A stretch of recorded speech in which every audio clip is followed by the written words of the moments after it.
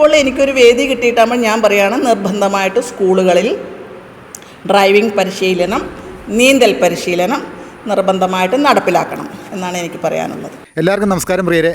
ഇടുക്കി ജില്ലയിലെ തൊടുപുഴ താലൂക്കിൽ കോടിക്കുളം വില്ലേജിൽ ചെറുതോട്ടിങ്കര എന്ന് പറഞ്ഞ സ്ഥലത്താണ് നിൽക്കുന്നത്.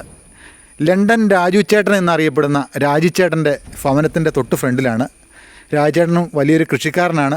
എല്ലാ വിധത്തിൽപ്പെട്ട കൃഷികളും രാജുചേട്ടൻ നടത്തുന്നുണ്ട്, ദുരിയാൻ ഉൾപ്പെടെ. അപ്പം ദുരിയാൻ്റെ തോട്ടം കാണാനായിട്ട് വന്നതാണ്. ഈ വീടിൻ്റെ കാര്യങ്ങൾ കൂടി ചോദിച്ചു പോകണം. അത് കാരണം ഇത് 2 വീഡിയോ ആയിട്ടാണ് ചെയ്യുന്നത്. രാജുചേട്ടൻ അകത്തുണ്ട്. നമുക്ക് രാജുചേട്ടനോട് കൃഷി കാര്യങ്ങളൊക്കെ ചോദിക്കാം, ഈ വീടിൻ്റെ വിശേഷങ്ങളൊക്കെ തിരക്കാം. പോരെ?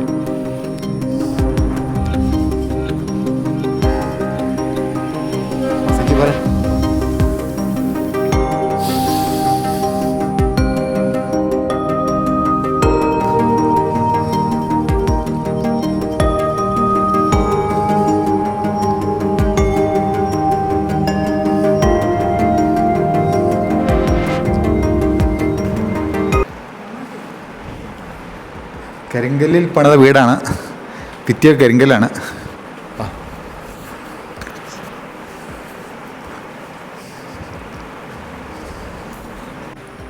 രാജേട്ടാ നമസ്കാരമുണ്ട്. നമസ്കാരം. സുഖമായിട്ടിരിക്കുന്നോ? സുഖമായിട്ടിരിക്കുന്നു. കൃഷി കാര്യങ്ങളൊക്കെ എങ്ങനെ പോകുന്നു? കുഴപ്പമില്ലാതെ പോകുന്നു. ഇപ്പം എത്ര കാലമായി? നേരത്തെ മുതൽ കൃഷി ഉണ്ടായിരുന്നോ? ലണ്ടനിലേക്ക് ഏത് വർഷമാണ് പോയത്? ലണ്ടനിലേക്ക് 72 പോയി. എത്ര കാലം അവിടെ ഉണ്ടായിരുന്നു? എവിടെ? ലണ്ടനിൽ 1998 തിരിച്ചു പോന്നു. അത് കഴിഞ്ഞിട്ട് പിന്നെയും പോയി, പിന്നെയും വന്നു, അങ്ങനെ നിൽക്കുന്നു. അവിടെ ഇവിടെ ആയിട്ട് നിൽക്കുന്നല്ലേ? അതെ. ഓക്കെ. മലേഷ്യയിലുണ്ടായിരുന്നു കുറേ നാൾ. അതെ അല്ലേ? ഈ കെട്ടിടം വളരെയധികം ഭംഗി തോന്നുന്നുണ്ട്. സിനിമയ്ക്ക് ഷൂട്ടിങ്ങിനായിട്ടൊക്കെ കൊടുത്തിട്ടുണ്ടല്ലേ? എത്ര പടത്തിന് കൊടുത്തിട്ടുണ്ട്? അത് ഒരു 10, കൃത്യമായിട്ട് പറഞ്ഞു കഴിഞ്ഞാൽ എത്രയാണ്, 85 പടം. 85 പടം. അതെ അല്ലേ? ഉദ്ദേശം. ഇത് കരിങ്കല്ലിനാണോ പണിതാക്കുന്നത്? അതെ. മൊത്തം കരിങ്കല്ലാണോ? അതെ അതെ. ഈ കരിങ്കല്ലിന് പണിയാനായിട്ട് എന്താ കാരണം? അത് പറഞ്ഞാൽ മെയിൻ്റനൻസ് ഫ്രീ ആണ്, കുറവുണ്ട്. ആ ഒരു കാരണം അല്ലേ? പിന്നെ തണുപ്പ്, പിന്നെ സ്ട്രെങ്ത് പെർമനൻ്റായിട്ട് നിലനിൽക്കും, കേടുവരില്ലല്ലോ. മറ്റൊരു 25 വർഷമൊക്കെ നിൽക്കുകയുള്ളൂ. ഇതാവും പിന്നെ നിന്നോളൂ അവിടെ. അപ്പോൾ ഇത് പണിത് വന്നപ്പോൾ ഈ ഭിത്തിക്ക് തന്നെ എനിക്ക് തോന്നുന്നു ഒരു 1/2 മീറ്റർ എടുത്ത് കനമുണ്ടെന്ന് തോന്നുന്നു. കൂടുതലുണ്ടെങ്കിലേ ഉള്ളൂ. താഴെ വയറിംഗ് ഒക്കെ ചെയ്തപ്പോൾ ഇത് എങ്ങനെയാണ്? ഇതെല്ലാം പ്ലാൻ ചെയ്താണോ? ഇത് പൊടിക്കേണ്ട വന്നോ, അല്ലെങ്കിൽ ഉള്ളിക്കൂടെയാണോ ചെയ്തേക്കുന്നത്? എങ്ങനെ വയറിംഗ് ചെയ്തത്? അത് ഇൻറ്റീരിയറാണ്. Okay okay. അപ്പോൾ നേരത്തെ തന്നെ എല്ലാം പ്ലാൻ ചെയ്ത് അങ്ങനെ? അതെ അതെ. ഇത് എത്ര നില ഇത് ഈ ബിൽഡിങ്? ഇത് പറഞ്ഞാൽ 3-4 നില എന്ന് പറയാം. 4 നിലയല്ലേ? അടിയിലേക്ക് ഉണ്ട്, അടിയിലോട് കൂടി. എത്ര ബെഡ്റൂം ഉണ്ട് ഈ ബിൽഡിങ്ങിന്? ഒരു 12 ബെഡ്റൂം. എത്ര സ്ക്വയർ ഫീറ്റാ കെട്ടിടം? അതൊരു 10,000. എന്താ രാജേട്ടാ ഇത്രയും വലിയൊരു കെട്ടിടം പണിയാനായിട്ട് അങ്ങനെ ഒരു തോന്നാൻ കാരണം? ഞങ്ങൾ സാധാരണ വന്ന് താജ് മലബാറിലാണ് താമസിച്ചുകൊണ്ടിരുന്നത്. അവിടെ വരുന്ന കുറച്ച് ദിവസം നിന്ന് കഴിയുമ്പോഴത്തേ അവർ പറയും വേറെ ബുക്കിംഗ് ഉണ്ട് എന്നൊക്കെ പറയുമ്പോൾ പിന്നെ അത് ബുദ്ധിമുട്ടാണ്. പിന്നെ ഭയങ്കര ചിലവാണ്, അന്ന് തന്നെ ഭയങ്കര പൈസയാവും അവിടെ താമസിക്കണമെങ്കിലേ. അപ്പോൾ ഞങ്ങൾ കുറേ ആൾക്കാർ 10-20 ആൾക്കാരൊക്കെ ആയിട്ടാണ് വരുന്നത് ഇംഗ്ലണ്ടിൽ നിന്ന് വരുമ്പോൾ. അപ്പോൾ അവർക്കെല്ലാം അക്കോമഡേഷൻ കൊടുക്കണമെങ്കിൽ നല്ല പൈസയാവും. അപ്പോൾ പിന്നെ ഉദ്ദേശിച്ചത് എന്താണെന്ന് വെച്ചാൽ ഏറ്റവും ബെസ്റ്റ് പരിപാടി നാട്ടിലൊരു വീട് പണിയുക. അപ്പോൾ പിന്നെ ആരോടും ചോദിക്കണ്ടല്ലോ. രാജേൻ്റെ എത്രാമത്തെ വയസ്സിലേ ബിൽഡിങ് പണിയുന്നത്? അത് പറഞ്ഞ് ഒരു 30-ാമത്തെ വയസ്സിൽ പണിതല്ലേ? 30-ന് മുന്നേ പണിതു. കെട്ടിടത്തിന് എത്ര വർഷം പഴക്കമുണ്ട്? ഇതിപ്പോൾ 50-52 വർഷം ആയി. എത്രയാ? 52 വർഷത്തോളമായി. 52 വർഷം. ഫൗണ്ടേഷൻ ഇട്ട് കൊടുത്തു. അതെ അല്ലേ? എത്ര കൊല്ലം വേണ്ടി വന്നു ഈ കെട്ടിടം പണിയാനായിട്ട്? ഒരു 10 കൊല്ലം പണിതു. ഈ കെട്ടിടത്തിന് എത്ര ലോഡ് കല്ല് വേണ്ടി വന്നിട്ടുണ്ട്? 7000 ലോഡ് കരിങ്കല്ല് ഇറക്കി. 7000 ലോഡ്? ഈ കരിങ്കല്ല് എവിടുന്നാ വന്നേ? ഇത് നാഗർകോവിലിൽ നിന്നും പല സ്ഥലത്തു നിന്നുമായിട്ട് ഇങ്ങനെ കൊണ്ടുവരുന്നത്. ഇത് ഈ ഡിസൈന് ഇവിടെ കുത്തി ഉണ്ടാക്കിയതാണോ? വേറെ അത് ഇംഗ്ലണ്ടിലെ ആശാരിമാരെ വെച്ച് ഇംഗ്ലീഷുകാരുടെ ഡിസൈനാണ്. പക്ഷേ ഇവിടെ ഒരു ആർക്കിടെക്റ്റ് ഉണ്ടായിരുന്നു, പുള്ളിയുടെ പേരും മറന്നു, തിരുവനന്തപുരത്ത്, എന്താ, ജയചന്ദ്രൻ. പിന്നെ നമ്മുടെ സിനിമാസ്വാമിയുടെ ഒരു മരുമകനുണ്ട്, പുള്ളിയും ഇതിനകത്ത് ഹെൽപ്പ് ചെയ്തു. പിന്നെ എൻ്റെ ചേട്ടൻ്റെ മക്കൾ എൻജിനീയേഴ്സായിരുന്നു, അവർ വർക്ക് ചെയ്തു. വിദേശ രാജ്യങ്ങളിൽ അതേ പ്ലാനാണ് ഇവിടെ ചെയ്തേക്കുന്നത്? അതെ. ഇതുപോലെയുള്ള ബിൽഡിംഗ് അവിടെ ലണ്ടനിലുണ്ടോ? ഉണ്ട്. ഇന്ത്യൻ വിദേശം കൂടെ മിക്സാക്കി. ഇത്ര ഈ 55 വർഷം പഴക്കമുള്ള ഈ കെട്ടിടമാണേലും ഇത്രയും ഇപ്പോഴൊരു പുതുമ ഇതിൻ്റെ അകത്തുണ്ട്. ആ, അതെന്താണെന്ന് ചോദിച്ചു കഴിഞ്ഞാൽ ഈ കരിങ്കല്ലിൻ്റെ പണി, പിന്നെ ഈ പഞ്ചാര മണലുകൊണ്ട്, നമ്മുടെ ചേർത്തല മണലുകൊണ്ടാണ് ഈ കെട്ടിടത്തിൻ്റെ ഈ തേപ്പൊക്കെ നടത്തേക്കുന്നത്. തേപ്പ് നടത്തിയേക്കുന്നത്, സൈഡ് ഒക്കെ തേച്ചാക്കുന്നത്. ആഹാ. ഈ കെട്ടിടത്തിൽ എന്തെല്ലാം ഫെസിലിറ്റി ഒരുക്കിയാക്കുന്നേ? ഇവിടെ ഒരു ഷെൽട്ടറുണ്ട്, ബോംബിങ് ഷെൽട്ടറുണ്ട്. പിന്നെ പുറത്തുനിന്ന് ആൾക്കാർ വന്നാൽ താമസിക്കാൻ കംഫർട്ടബിളായിട്ടുള്ള സൗകര്യങ്ങളൊക്കെ ചെയ്തിട്ടുണ്ട്. വിദേശത്ത് നിന്ന് യൂറോപ്യൻ സ്റ്റാൻഡേർഡിൽ ഉള്ള സംഗതികളെല്ലാം ഉണ്ട്. ലിഫ്റ്റ് ഉണ്ടോ? ലിഫ്റ്റിൻ്റെ ആവശ്യമില്ല. നമ്മളുടെ പെര ഒരു ചെരിഞ്ഞ സ്ഥലത്താണ് പറഞ്ഞത്. അപ്പോൾ ഓരോ ഫ്ലോറിനും ഗ്രൗണ്ട് ഫ്ലോർ ഉണ്ട്. ഗ്രൗണ്ട് ഫ്ലോർ ഉണ്ട്, ഓരോ ഫ്ലോറിനും ഗ്രൗണ്ട് ഗ്രൗണ്ട്. അപ്പം നമ്മൾ നടന്നു പോവാം. ആഹാ. അപ്പോൾ പിന്നെ അതിൻ്റെ ആവശ്യമില്ല, ലിഫ്റ്റിൻ്റെ ആവശ്യമില്ല. ഈ കെട്ടിടത്തിൻ്റെ തറ റെഡ് ഓക്സൈഡാണ് ഇട്ടിരിക്കുന്നത്. എനിക്ക് ഒത്തിരി സന്തോഷം തോന്നി ഇങ്ങോട്ട് കടന്നു വന്നപ്പോൾ. എന്താ ഈ റെഡ് ഓക്സൈഡ് ഇടാനായിട്ട് കാരണം? കാരണം സിനിമ ഷൂട്ടിങ്ങിന് വന്നല്ലോ. ഷൂട്ടിങ്ങിന് വന്നപ്പോൾ അവരെല്ലാവരും ഇതാണ് ഇഷ്ടപ്പെടുന്നത്. കാരണം പഴയ രീതിയിലുള്ള ഒരു ലുക്കാണ്. മറ്റേ കാർപ്പറ്റ് ഉണ്ടായിരുന്നു, പക്ഷേ കാർപ്പറ്റൊക്കെ മാറ്റിയിട്ട് അവർ ഈ ട്രോളി മൂവ് ചെയ്യാൻ പാകത്തിനുള്ള സൗകര്യങ്ങൾ നോക്കിയാണ് ഇത് ചെയ്തിട്ട് അവർ കാർപ്പറ്റ് വേണമെങ്കിൽ തിരിച്ചിട്ടേക്കാമെന്ന് പറഞ്ഞു. വേണ്ടാന്ന് പറഞ്ഞു ഞങ്ങൾ. പിന്നെ അങ്ങനെയാണ് ഇത്. പിന്നെ ടൈല് അങ്ങനെയുള്ള പരിപാടിയൊക്കെ വേണ്ടാമെന്ന് നേരത്തെ തീരുമാനിച്ചായിരുന്നു. ഈ ബെഡ്റൂം എത്ര സ്ക്വയർ വലിപ്പമുണ്ട്? എല്ലാം ഏതാണ്ടൊരു 1000 സ്ക്വയർ ഫീറ്റിൽ. 1000 സ്ക്വയർ ഫീറ്റ് ഒരു ബെഡ്റൂമിന്? അതെ, 1000-നടുത്ത് വലിപ്പമുണ്ട്. ഈ 1000 സ്ക്വയർ ഫീറ്റിൻ്റെ ബെഡ്റൂം പണിയാനായിട്ട് എന്താ അങ്ങനെ തോന്നലുണ്ടാകാൻ കാരണം? ഒരു ബെഡ്റൂമിൽ എല്ലാ ഫെസിലിറ്റീസും വരുമ്പോഴത്തേക്കും അത്രയും സൗകര്യം വേണം. അലമാരിയും എല്ലാ സൗകര്യങ്ങളും വന്നു കഴിയുമ്പോഴത്തേക്കും അത്രയാവും നല്ല ബെഡ്റൂമിന്. മറ്റേ ഇവിടെയുള്ള ഇന്ത്യയിലെ ബെഡ്റൂമൊക്കെ തീരെ ചെറുതാണ്. കാര്യം എല്ലാം ടൈറ്റാണ്. അതുപോലെ സോഫ അങ്ങനെയുള്ള സംഗതികളൊന്നും ഇടാൻ സൗകര്യമില്ല. ഈ തടി ഉൽപ്പന്നങ്ങൾ ഒക്കെ തേക്കാണോ? അത് ഞങ്ങൾ നിലമ്പൂർ തേക്കാണ് കൊണ്ടുവന്നത്. നിലമ്പൂർ തേക്ക് വനത്തിൽ നിന്ന് ലേലത്തിൽ പിടിച്ച് അവിടെ നിന്ന് കൊണ്ടുപോയത്. എല്ലാം തേക്ക്, വേറെ ഇരുമ്പ് അങ്ങനെ സംഭവങ്ങളൊന്നും ഉപയോഗിച്ചിട്ടില്ല. എല്ലാം തേക്ക് ഉൽപ്പന്നങ്ങളൊക്കെ ഉപയോഗിച്ചിട്ടുണ്ട്. എന്തോ കട്ടലയും ജനലും എല്ലാം തേക്കാണോ? എല്ലാം നിലമ്പൂർ തേക്കാണ്. ഇങ്ങോട്ട് കടന്നു വന്നപ്പോൾ ഈ റോഡിൻ്റെ അരികിലുള്ള മതിൽ ശ്രദ്ധിച്ചായിരുന്നു? ഈ മതിൽ മൊത്തം കരിങ്കല്ല് കൊണ്ടാണല്ലോ പണിതാക്കുന്നത്. അതെ. ഈ മതിലിന് എത്ര ഹൈറ്റ് പൊക്കമുണ്ട്? ചിലതിനൊക്കെ 15 അടി കൂടുതൽ പൊക്കമുണ്ട്. 15 അടി ഹൈറ്റ് പൊക്കമുണ്ട്. 1 മീറ്റർ വീതി ഉണ്ടെന്ന് തോന്നുന്നു. 1 മീറ്റർ കൂടുതലല്ലാതെ. അതല്ലേ? എത്ര നീളത്തിലുള്ള മതിലാണ് പണിതാക്കുന്നത്? അത് ഉദ്ദേശം ഉത്തരം മുട്ടിക്കുവാണോ? അതെ. ഒരു ഉദ്ദേശം പറഞ്ഞു കഴിഞ്ഞാൽ ഞങ്ങളുടെ പറമ്പിൻ്റെ അതിർത്തി വരെയാണ്. അതെല്ലേ? ഏകദേശം ഒരു 500 മീറ്റർ നീളത്തിൽ ഉണ്ടെന്ന് തന്നെ പറയാം അല്ലേ? 500 കൂടുതൽ. യാത്ര ചെയ്യുന്ന ആരും ഒന്ന് ശ്രദ്ധിക്കും ഈ മതിലേക്ക് നോക്കിക്കഴിഞ്ഞാൽ. കാരണം വളരെ റെയറായിട്ട് കേരളത്തിലെവിടെ യാത്ര ചെയ്ത് കഴിഞ്ഞാൽ ഇതുപോലെ വലിയൊരു മതിൽ, ചൈനയുടെ വൻമതിൽ പോലെ വലിയൊരു മതിൽ ഒരിടത്തും കാണാനില്ലെന്ന് എനിക്ക് തോന്നുന്നു. അത് എന്താ അങ്ങനെ ഒരു മതിൽ പണിയാനായിട്ട്? അത് പ്രൈവസിക്ക് വേണ്ടിയിട്ട്, സേഫ്റ്റിയാണ്. വിദേശ രാജ്യങ്ങളിലൊക്കെ അങ്ങനെ മതിലുകളുണ്ടോ? ഉള്ളവരുണ്ട്, ഇല്ലാത്തവരും ഉണ്ട്. പക്ഷേ ഇവിടെ ഞങ്ങൾ പട്ടി വളർക്കുന്നുണ്ട്. അപ്പോൾ പട്ടി പുറത്തു പോകാതിരിക്കാനും ഈ ഇതിനകത്തുള്ള സാധനങ്ങളെല്ലാം സേഫ്റ്റി ആയിട്ട് നോക്കാൻ പാകത്തുള്ള സൗകര്യത്തിന് വേണ്ടിയിട്ടാണ് ഇത് ചെയ്തത്. ഈ 7000 ലോഡ് കരിങ്കല്ലിൻ്റെ കാര്യം പറഞ്ഞല്ലോ, ഈ മതിലും ഇതിൻ്റെ അകത്ത് വിടുന്നതാണോ അല്ലെങ്കിൽ പെരക്ക് തന്നെയായിട്ടാണോ ഈ 7000? ഇതിനെ പറ്റി ചോദിച്ചു കഴിഞ്ഞാൽ പിന്നീട് കുറച്ചുകൂടെ കല്ല് ഇറക്കി കാണും. അതെല്ലേ? എന്താണേലും പെരയ്ക്ക് വേണ്ടിയിട്ട് ഇറക്കി. രാജേട്ടൻ്റെ ഈ ബിൽഡിങ്ങും അതുപോലെ ഈ മതിലൊക്കെ ആണെങ്കിലും എല്ലാവരുടെയും മനസ്സിൽ പതിഞ്ഞാക്കുന്ന കാര്യങ്ങളാണ്. ഞാനൊക്കെ കോളേജിൽ പൊയ്ക്കൊണ്ടിരുന്ന സമയത്തൊക്കെയാണ് ഞാൻ ഭയങ്കര ആകാംക്ഷയോടെ കൂടി നോക്കിയിട്ടുണ്ട്. എന്തെങ്കിലും ഇവിടെ നിന്ന് കടന്നു വരാനും ഒന്നും മിണ്ടാനൊരു അവസരം കിട്ടുമോ എന്നൊക്കെ ഞാൻ ആ കാര്യത്തിൽ ഞാൻ ചിന്തിച്ചിട്ടുണ്ട്. പിന്നെ എന്താണെന്ന് വെച്ചാൽ ഒരുപാട് തടി സ്റ്റോക്ക് ഉണ്ടായിരുന്നു. തേക്കും തടി ഈ വനത്തിൽ നിന്ന് ലേലത്തിൽ പിടിച്ചതല്ലേ. നിലമ്പൂരിൽ നിന്ന് കൊണ്ടുവന്നിട്ട് ഇവിടുന്ന് പിന്നെ കൊണ്ട് കൊണ്ടുവരുമല്ലേ, അറുത്ത തടി കൊണ്ടുവരുമല്ല ഇത്. അപ്പോൾ അത് കാരണം അത് നല്ലോണം സെക്യൂരിറ്റി വേണമായിരുന്നു. അതൊക്കെ കാരണത്താലാണ്. എനിക്ക് ബിൽഡിങ്ങിലേക്ക് കടന്നു വന്നപ്പോൾ എനിക്ക് തോന്നുന്നത് നല്ല കൂളിങ് ഫീൽ ചെയ്യുന്നുണ്ട്. വേനൽക്ക് ഇതുപോലെ തന്നെയാണോ? അതെ. എ സിയുടെ ആവശ്യമില്ല. വേനൽക്ക് അല്പം വ്യത്യാസം വരും. പക്ഷേ എങ്കിലും ഞങ്ങൾ വെള്ളം അടിക്കും പറമ്പിലേക്ക്. കുളമുണ്ട്, കുളത്തിൽ നിന്ന് അടിച്ചിട്ട് പമ്പ് ചെയ്യും. ഇത് മൊത്തം നനച്ച് നിർത്തും. കെട്ടിടത്തിൻ്റെ രൂപകൽപ്പനയുടെ ആണോ അധികം അങ്ങനെ ചൂട് കാര്യങ്ങളൊന്നും ഫീൽ ചെയ്യാതെ? വേനൽക്ക് ഇതുപോലെ തന്നെയാണോ? അത് കരിങ്കല്ലിൻ്റെ തണുപ്പുണ്ട്.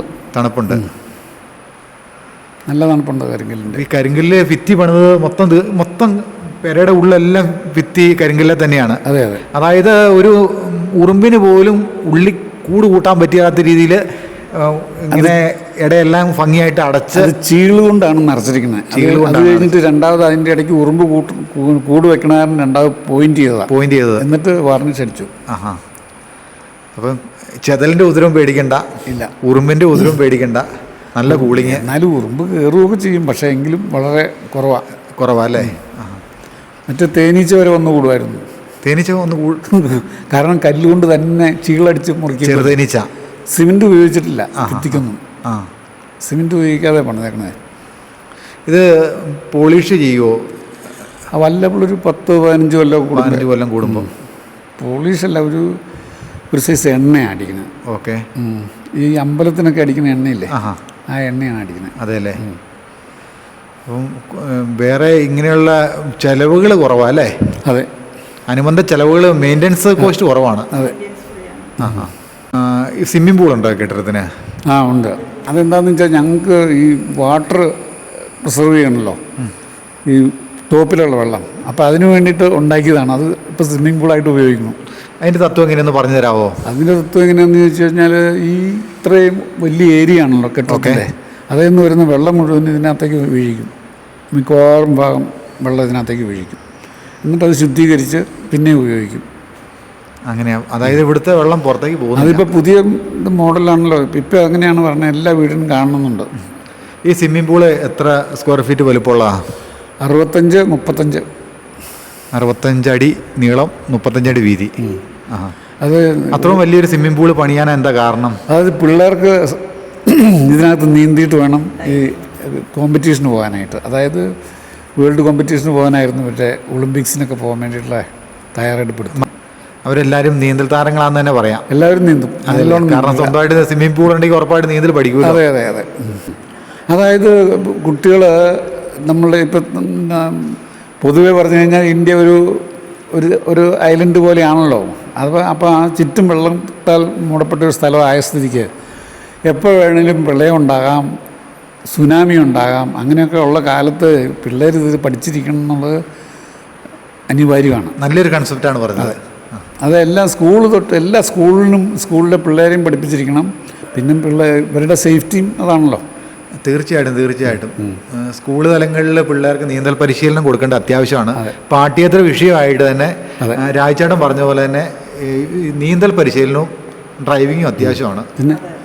പിന്നെ അവരുടെ കാരണം ഒരു മാസം പേപ്പർ എടുത്ത് നോക്കി കഴിഞ്ഞാൽ ധാരാളം കുട്ടികൾ വെള്ളത്തിൽ പോയി മരിക്കുന്നുണ്ട്. കാരണം എല്ലാത്തിനും A+ കിട്ടിയാൽ മാത്രം പോരാ, മറിച്ച് രാജചേട്ടൻ പറഞ്ഞ പോലെ തന്നെ സ്വിമ്മിങ്ങോടെ പഠിപ്പിച്ച് വിടുവാണെങ്കിൽ എന്താണ്, നാട്ടിൽ തന്നെ ആയിരിക്കുമല്ലോ, പല സ്ഥലങ്ങളിൽ കൂടെ യാത്ര ചെയ്യുന്ന കുട്ടികളായിരിക്കുമല്ലോ. അങ്ങനെയുള്ളവർക്ക് സ്വിമ്മിങ് വളരെ അത്യന്താപേക്ഷിതമാണ്. രാജചേട്ടൻ നല്ലൊരു പോയിൻ്റാണ് പറഞ്ഞത്. Thank you. എന്താ പറയാനുള്ളത്? ഇപ്പോഴത്തെ സ്വിമ്മിംഗ് പൂളിനെ പറ്റിയാണ് നമ്മുടെ റിപ്പോർട്ടർ ചോദിച്ചിരിക്കുന്നത്. അപ്പോൾ എനിക്ക് പറയാനുള്ളത്, നമ്മുടെ പുതിയ വിദ്യാഭ്യാസ നയം PM ശ്രീ പദ്ധതി നടപ്പിലാക്കാൻ പോവുകയാണ്, നടപ്പിലാക്കിക്കൊണ്ടിരിക്കുകയാണ് നമ്മുടെ നരേന്ദ്രമോദിജി. ഇത് പാർട്ടിപരമായിട്ട് പറയുന്നതല്ല, നരേന്ദ്രമോദിജി നമ്മുടെ രാജ്യത്തുള്ള വളർന്നു വരുന്ന കുട്ടികൾക്ക് പുതിയ അറ്റ്മോസ്ഫിയറിൽ പഠിക്കാൻ വേണ്ടിയിട്ടും അവരുടെ മനസ്സിന് നല്ല ഇണങ്ങിയ ഒരു PM ശ്രീ പദ്ധതി നടപ്പിലാക്കിക്കൊണ്ടിരിക്കുകയാണ് എല്ലാ സംസ്ഥാനങ്ങളിലും.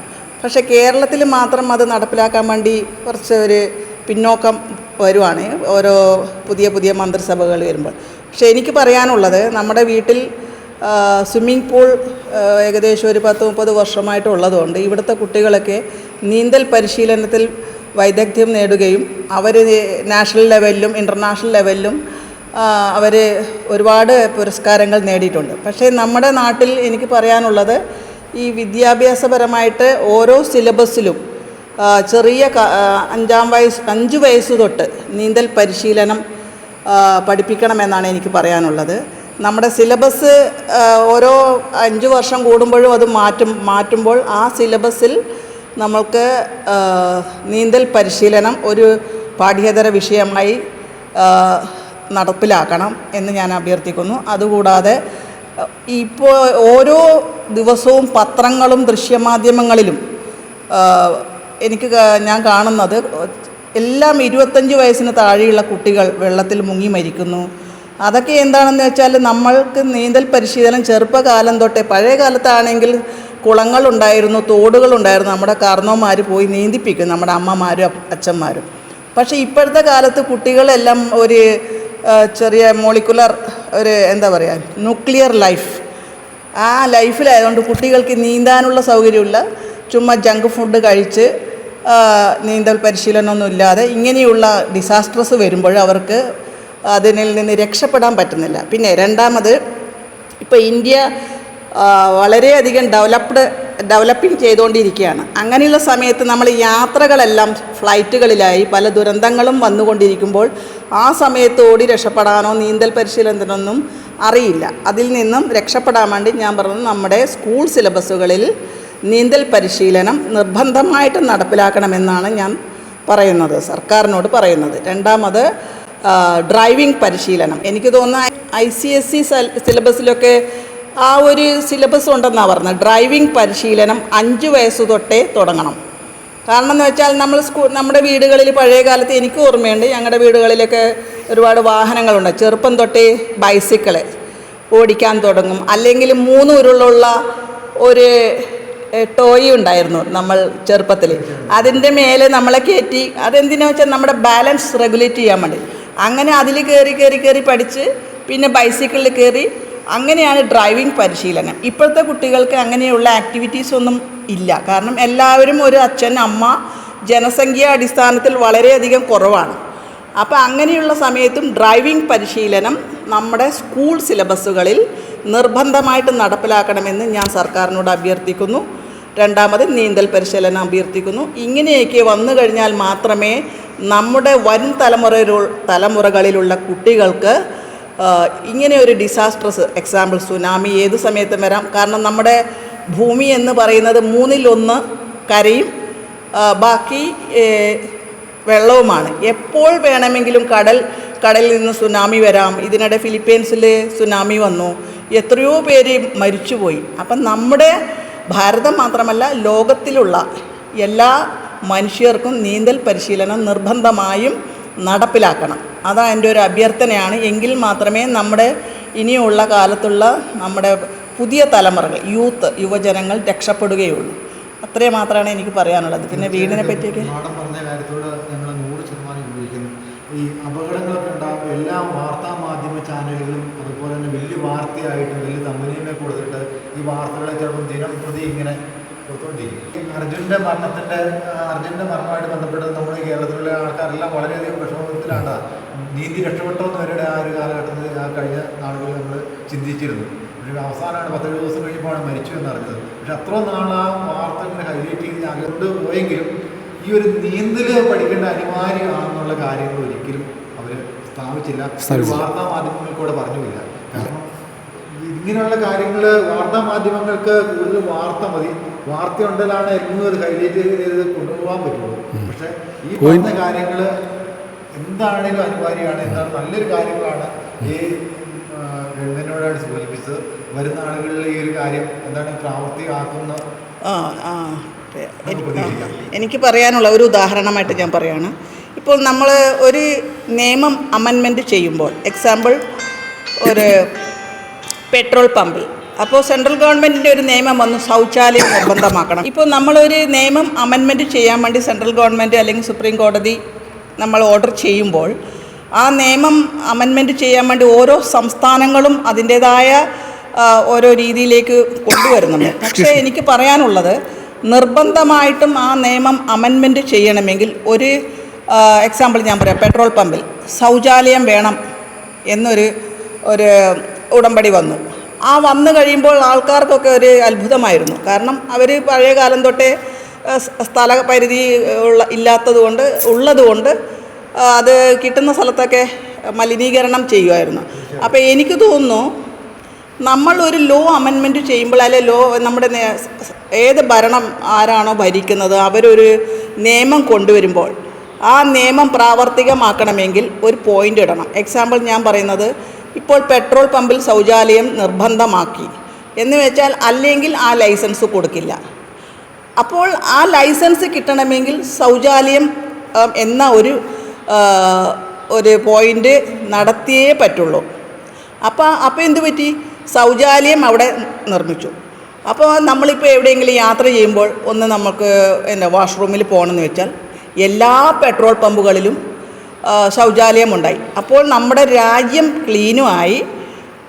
അതുകൂടാതെ ആ നിയമം പ്രാവർത്തികമാക്കി എന്ന് പറഞ്ഞ പോലെയാണ് നമ്മുടെ കുട്ടികളുടെയും നമ്മുടെ ജനങ്ങളുടെയും ജീവൻ രക്ഷപ്പെടുത്തണമെങ്കിൽ ഈ നീന്തൽ പരിശീലനം പ്രാവർത്തികമാക്കുമ്പോൾ ആ സ്കൂളിന് ലൈസൻസ് കിട്ടണമെങ്കിൽ ഈ നീന്തൽ പരിശീലനം എന്ന ഒരു പ്രൊജക്റ്റ് അല്ലെങ്കിൽ ലൈസൻസിൽ നിർബന്ധമായിട്ടും നീന്തൽ പരിശീലനം നടത്താനുള്ള സൗകര്യമില്ലാത്ത സ്കൂളുകളിൽ എവിടെയെങ്കിലും ഒരു നീന്തൽ കുളം അല്ലെങ്കിൽ സ്വിമ്മിംഗ് പൂൾ ഉള്ള സ്ഥലത്ത് അവരുമായിട്ട് ടൈപ്പ് ചെയ്ത് ആ ഒരു പരിശീലനം നിർബന്ധമാക്കിയാൽ മാത്രമേ ലൈസൻസ് സ്കൂളുകൾക്ക് കൊടുക്കാൻ പാടുള്ളൂ, എയ്ഡഡ് സ്കൂളുകൾക്ക് കൊടുക്കാൻ പാടുള്ളൂ എന്നൊരു നിബന്ധന നിർബന്ധമായിട്ടും പാലിക്കാനുള്ള ഒരു വ്യവസ്ഥ ഉണ്ടാക്കണമെന്നാണ് എനിക്ക് പറയാനുള്ളത്. കാരണം ഇനിയുള്ള ഭാവിയിൽ കുട്ടികളും നമ്മുടെ ആൾക്കാരും രക്ഷപ്പെടാൻ സുനാമി പോലെയുള്ള ആലപ്പുഴ ഒരു ഫ്ലഡ് വന്നു, വെള്ളപ്പൊക്കം വന്നു, നമ്മൾ കണ്ണുകൊണ്ട് കണ്ടതാണ്. പിന്നെ ഒരു ദുരന്തമുണ്ടായി. ഒരു ലോറി വെള്ളത്തിലേക്ക് മറിഞ്ഞു വീണു. അതിനകത്ത് അർജുനൻ ഒരു വീട്ടിൻ്റെ ഒരു നാഥനായിരുന്നു, അദ്ദേഹം കുടുംബനാഥനായിരുന്നു. ആ ആളെ രക്ഷപ്പെട്ടോ ഇല്ലയോ, നീന്തി രക്ഷപ്പെട്ടോ ഒന്നും അറിയാതെ അതിനകത്ത് കിടന്നോ ഇല്ലയോ എന്നറിയാതെ അതുപോലെയുള്ള ഒരു സംഭവം നമ്മുടെ നാട്ടിൽ ഇഷ്ടം പോലെ വരുന്നുണ്ട്. കാരണം ഇപ്പോഴത്തെ ദൃശ്യമാധ്യമങ്ങളിലും അല്ലാതെ പത്രമാധ്യമങ്ങളിലൊക്കെ ഇത് നമ്മൾ കാണുകയാണ്. എത്രയോ കുട്ടികൾ 25 വയസ്സിന് 30 വയസ്സിന് താഴെയുള്ള പിള്ളേർ എക്സാമ്പിൾ സുഖവാസ കേന്ദ്രങ്ങളിൽ, ഇപ്പോഴത്തെ പുതിയ ട്രെൻഡാണ് ഗെറ്റ് ടുഗദർ അല്ലെങ്കിൽ ഏതെങ്കിലും കേന്ദ്രങ്ങളിൽ പോയി വെള്ളച്ചാട്ടം അല്ലെങ്കിൽ മൂന്നാർ പോലെയുള്ള സ്ഥലങ്ങളിലേക്ക് പോകുമ്പോൾ ഒരുപാട് വെള്ളച്ചാട്ടങ്ങളുണ്ട്.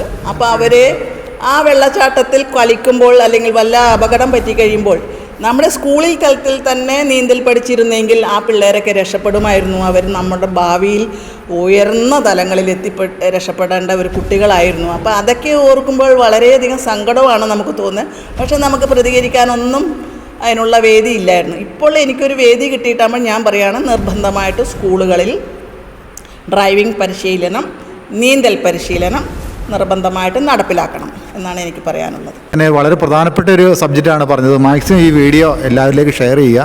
എല്ലാ സ്കൂൾ തലങ്ങളിലും ലൈസൻസിൻ്റെ കൂടെ ഈ നീന്തൽ പരിശീലനവും അനിവാര്യമാണ്. സ്വിമ്മിംഗ് പൂളുകൾ ഇനി വരട്ടെ, സ്കൂളുകളിൽ കൂടെയും കോളേജിൽ കൂടെയൊക്കെ. ഇനി വരുന്ന ആളുകളിൽ കുട്ടികൾ മുങ്ങി മരിച്ചു എന്നുള്ളൊരു ഒരിക്കലും കേൾക്കാൻ ഇടയാകരുത്. എന്തെല്ലാം വീഡിയോ നമ്മൾ ഷെയർ ചെയ്യുന്നുണ്ട്, മാക്സിമം ഈ വീഡിയോ ഉന്നത അധികാരികളിൽ എത്തും വരെ നിങ്ങൾ മാക്സിമം ഷെയർ ചെയ്യുക. ഇത്രയും നല്ല കാര്യങ്ങൾ ഇവിടെ വന്നപ്പോൾ പറഞ്ഞത് വളരെ നല്ല കാര്യം തന്നെയാണ്. ഇത് ഇങ്ങനെയുള്ള കാര്യങ്ങൾ ലോകം മൊത്തം ഈ സംസാരം കേൾക്കട്ടെ, ജനങ്ങളിലേക്ക് ഈ കാര്യങ്ങൾ എത്തട്ടെ.